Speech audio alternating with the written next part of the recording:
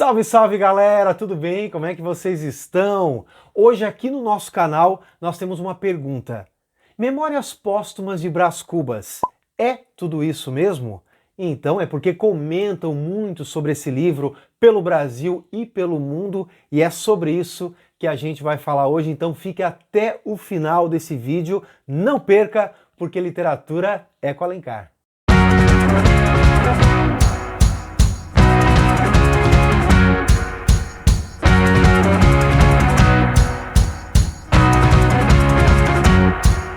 Ele é bastante inovador, já começa pela dedicatória. Olha o que diz. Ao verme que primeiro roeu as frias carnes do meu cadáver, dedico como saudosa lembrança estas memórias póstumas.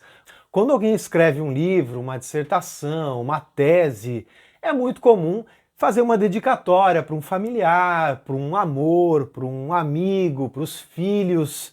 Mas perceba que aqui não é o Machado de Assis, por exemplo, dedicando a obra para Carolina, para a esposa dele. A narrativa já começou.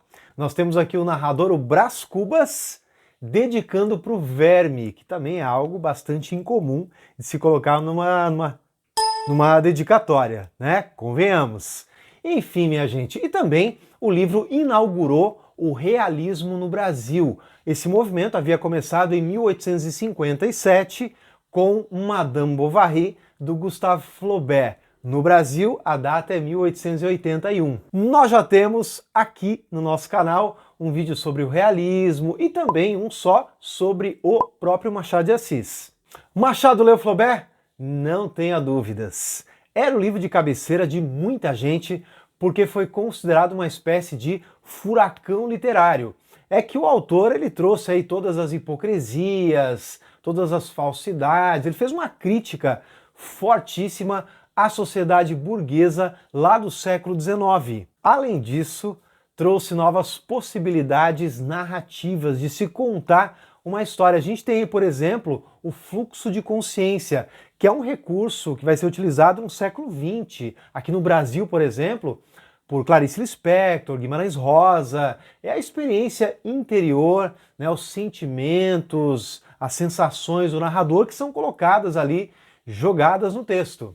E o nosso autor leu também outros franceses, além de ingleses, italianos. Ele era um leitor aí bastante variado, porém nunca se apegou muito a nenhuma influência, nem a ninguém, nem a nenhum movimento. Como todo grande artista, o Machado sempre procurou a sua própria voz. Procura mostrar a realidade de um modo impessoal, sem sentimentalismos e com bastante crítica social? Sim. Demonstra objetividade na linguagem?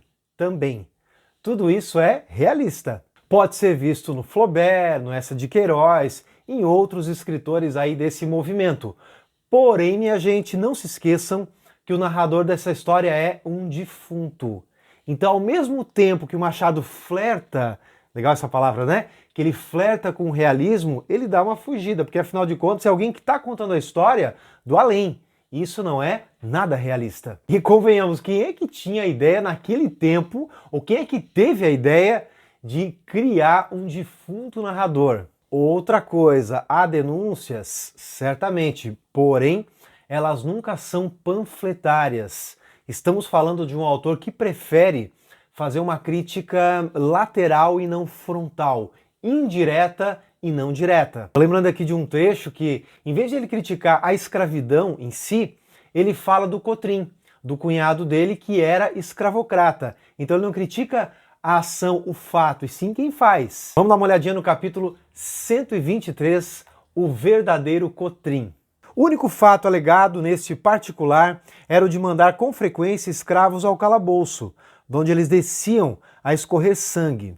Mas, além de que, ele só mandava os perversos e os fujões. Ocorre que, tendo longamente contrabandeado em escravos, habituara-se, de certo modo, ao trato um pouco mais duro que esse gênero de negócio requeria. Então ele não é ruim.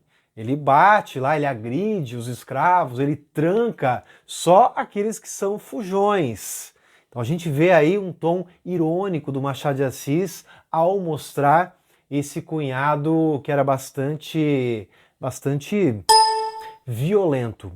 Mas agora, bora voltar a falar um pouquinho sobre a questão das influências do Machado de Assis, os autores aí que ele admirava, que ele lia.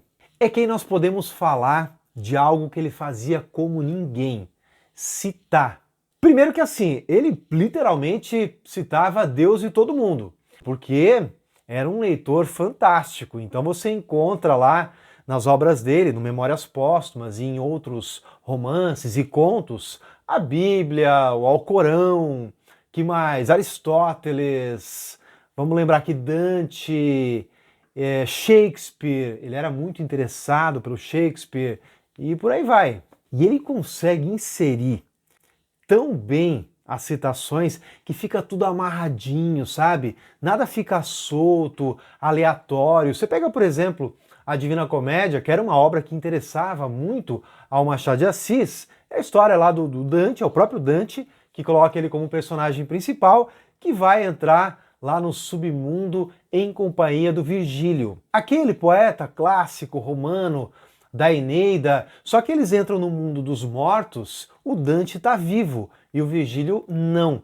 Perceba que o que acontece aí no Memórias Póstumas é o contrário, porque você tem um narrador que é defunto, né, ou defunto autor, e ele, quando vivo, teve um caso aí com a Virgília, né, que era uma mulher casada, enfim. Então ela é a viva e ele é o falecido aí a princípio na obra. E as citações, elas não só ajudam a contar, a desenvolver a história, elas são também uma estratégia para estruturar o texto.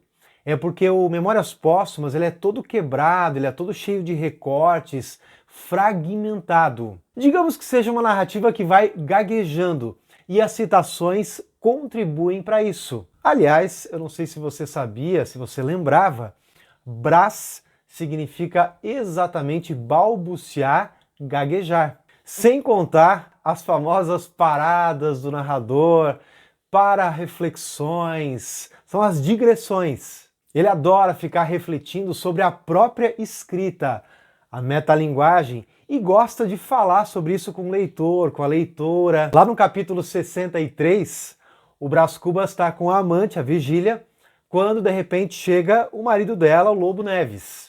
Não tremas assim, leitora pálida, descansa, que não hei de rubricar esta lauda com um pingo de sangue. Aí nesse caso ele conversa com a leitora para tranquilizar, calma que não vai ter violência, né? Não vai ter morte, não vai ter sangue aí na cena. E aí você já encontrou um outro dado fundamental do Memórias Póstumas que deixa o livro fantástico. Também é algo que você encontra na obra machadiana de uma forma geral, que é a questão do humor.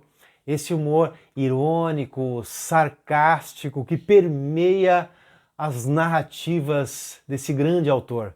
É que também sem humor, cá para nós, eu acho que ia ficar meio complicado de ler o autor, porque ele era alguém que não acreditava mesmo no ser humano. O ser humano era um ser ruim. Então, se não fosse pela ironia, ia ser tipo ler, sei lá, Schopenhauer, aquele pessimismo pesado mesmo, né? Falando ainda desse caráter balbuciante do romance, isso chega a um patamar que às vezes nem palavra tem. Dá uma olhada aqui no layout do capítulo 55. E agora 139. Doideira, né? E quando ele resolve substituir palavra por imagem? Pois é, até isso acontece. Bom, o Brás Cubas é um homem que não consegue concretizar basicamente nada na vida dele e ele conta tudo isso pra gente. Até porque ele escreve aí um livro de memórias, uma autobiografia, mas ele não tem mais rabo preso com ninguém, ele já morreu, então ele pode contar a vida dele como realmente foi. Ele fala isso em vários momentos, olha, tô aqui para falar a verdade mesmo, vou revelar, ele conta o que ele quer, do jeito que ele quer. É só para você entender melhor essa coisa da imagem que eu falei antes. Bom, ele já tá com uma idade mais avançada e ainda não tinha conseguido casar, também não tinha filhos. Aí a irmã dele começa a tentar arrumar aí uma moça que era filha de uma família abastada, a dona Eulália, ou Nhá Loló. Aí os dois começam a se conhecer melhor, ela demonstra interesse por ele, ele também vai aos poucos se aproximando dela. Os dois foram se dando bem, ela era muito mais jovem do que ele e isso também trazia para ele uma certa jovialidade. Só que de uma hora para outra, ela falece de febre amarela. E olha só como Brás Cubas mostra a morte dela. Esse modo aí de narrar, cheio de silêncios, misturando linguagens, palavra e imagem, é algo muito moderno, ou contemporâneo até eu diria. Você já ouviu falar da poesia concreta? Que faz aí uma mistura de vários elementos, né? Você tem o som da palavra, ao mesmo tempo você tem a questão visual. Só que os concretistas são aí dos anos 50, 60, do século passado. E eu diria que o que a gente vê no Memórias Póstumas é visto hoje em dia. Hoje você, de vez em quando eu leio aí romances agora de 2 anos para cá, de 3 anos para cá, super contemporâneos, que fazem essa coisa de trazer um pouco de palavra, trazer uma foto, trazer, sei lá, uma outra imagem qualquer. Você pega aí o livro 40 Dias, de 2014, da Maria Valéria Rezende, que tem esse caráter mais fragmentado, ela joga também ali algumas imagens interessantes, quer dizer, mas é algo de agora. Enfim, minha gente, estamos falando de uma obra genial e que, para rimar, continua atual, tanto no conteúdo quanto na estrutura. E acho que vai continuar por aí, tendo muito a dizer. Clássico é clássico e não morre, ainda que o narrador seja um defunto. Ou justamente por isso.